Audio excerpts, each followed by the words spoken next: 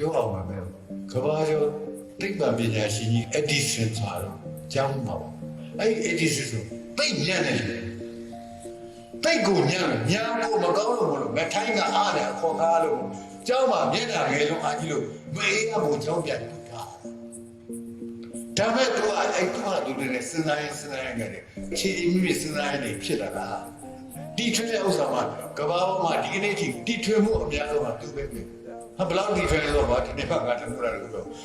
သူစီကသွားတဲ့ခါကျသူစီကဒင်နလာမပြီးပါတော့ဖိတ်တယ်အဲ့ဒါကြီးကသွားတဲ့ခါကျဝင်းဝင်သွားတာပေါ့သွားတဲ့ခါကျသူအခါထဲကိုဝင်တဲ့ဒီအကြီးကဓာတ်တုံးဝင်ဟာအလေးတွန်းလို့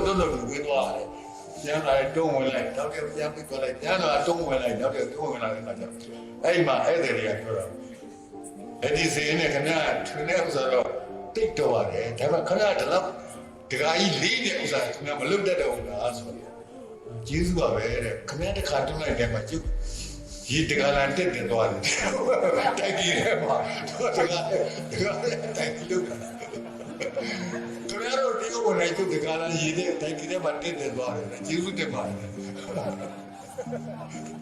ပြောချင်တာအတိပဲမင်းအဲ့ဒီစဉ်းစားတဲ့ဥစ္စာရရင်တော့ပြီ